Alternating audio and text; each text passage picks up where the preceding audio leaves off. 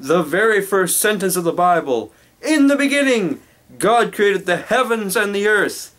God created this. The earth, the universe, the heavens. He created it in 7 days. And that's what we're going to talk about today. So I want to read you this first verse and then we're going to get started. So the earth was without form and void, and darkness was on the face of the deep, and the Spirit of God was hovering over the face of the waters. So at the very beginning, there wasn't these land masses that we see on my globe right now. We didn't have the union of socialist republics. That came later. The Spirit of God was hovering on the face of the waters. So on day 1, God said, "Let there be light." God said, "Let there be light," and there was light. And God divided the light from the darkness. He called the light day, and the darkness night. And so, this was the first day. On the second day, day 2, God created the sky to divide the water. So He made the sky and He made the atmosphere around the earth. He made the sky and the atmosphere to protect the earth. He called the firmament, that's the sky, he called it heaven, the sky. And this was the second day. Day 3! Day 3, He created the dry land, He created the earth. So the soil, the dry land. And He divided it from the water. So He had the dry land and the seas He created on the third day. And God saw that it was good. Verse 11 says, "Let the earth bring forth grass, the herb that yields seed, and the fruit tree that yields fruit according to its kind, whose seed is in itself on the earth."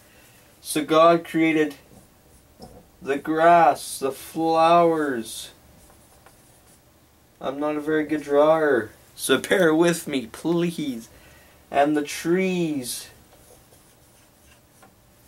He didn't put it on the sea, but you get the picture. He created it all according to its kind, and He saw that it was good.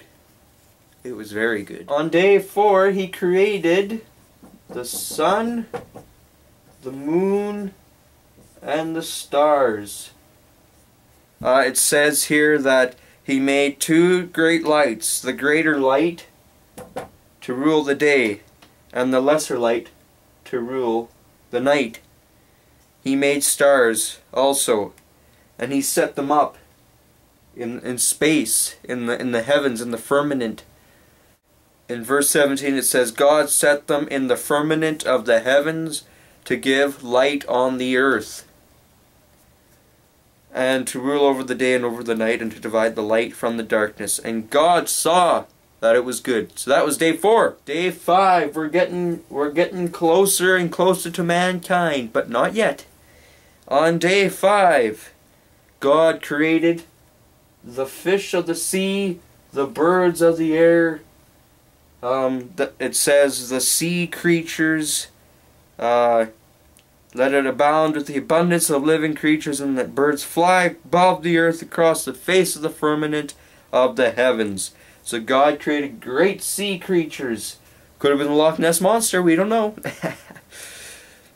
"And every living thing that moves, with which the waters abounded, according to their kind, and every winged bird according to its kind. And God saw that it was good. And God blessed them, and said to them, Be fruitful and multiply, fill the waters and the seas, and let birds multiply on the earth. Go and multiply, reproduce, be fruitful, fill the earth." So He made a male and a female bird and a fishy. so that they could be fruitful and multiply. And a female Loch Ness Monster, of course. Day 6. This is when God creates the living creature, the cattle, the creeping things, the beasts of the earth. So he created the pigs. Oh yeah.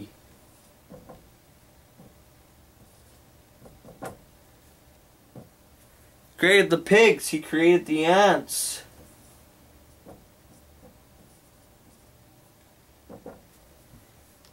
He created the cattle, and everything that creeps on the earth, the beasts of the earth, the dinosaurs. And I don't believe in evolution, but I do believe that there was dinosaurs on the earth because there is fossils. I've been to dinosaur museums, and they teach millions of years, and that the dinosaurs were killed off by meteors. And I'm not really sure how the dinosaurs were killed off.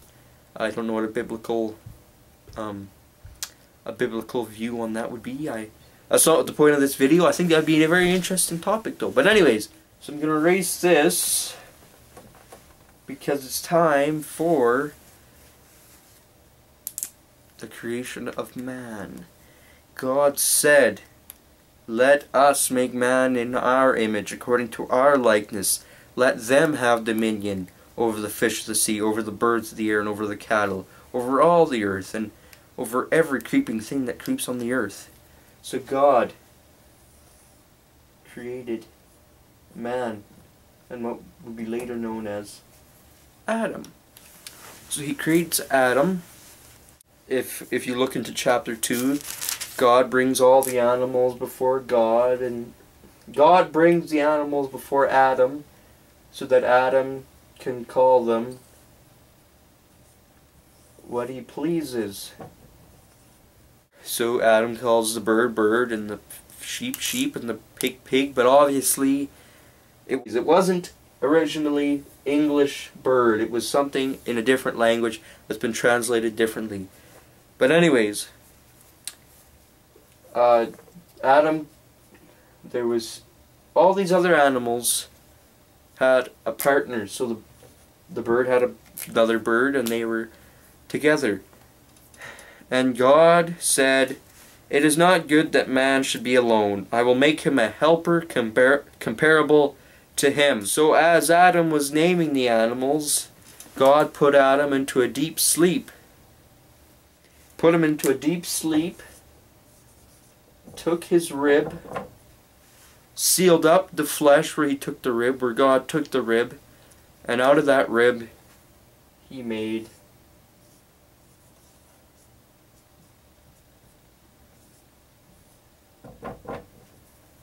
a female, and which would be later known as Eve.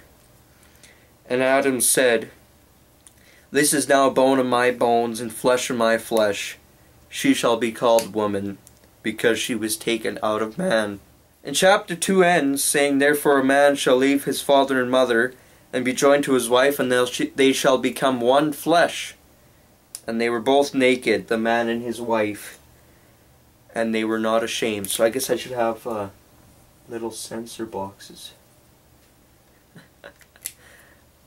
It's just stick figures. But they were both naked, and they were not ashamed. And this is setting up what a real family, what God created as the family to be. Man shall leave his father, and a mother be joined to his wife, and they shall become one flesh together. I don't want to get into that right now because we're talking about creation.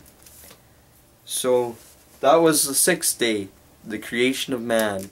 And on the 7th day, it was time for God to rest from all his work. God saw everything that he had made. Indeed, it was very good. So the evening and the morning was the 6th day. Thus the heavens and the earth and all the hosts of them were finished. And on the 7th day God ended his work which he had done, and he rested on the 7th day from all his work which he had done. Then God blessed the 7th day, and sanctified it, because in it he rested from all his work which God had created and made. So this will be later known as the Sabbath, where his people had to rest on the seventh day. And that's just a symbol of God's work. So that was just a little quick summary of what God did in 7 days, and he created the world. He created our little world, but he also created the huge universe in 7 days. Well, 6 days, and he rests on the seventh. And that's the awesome God that we worship.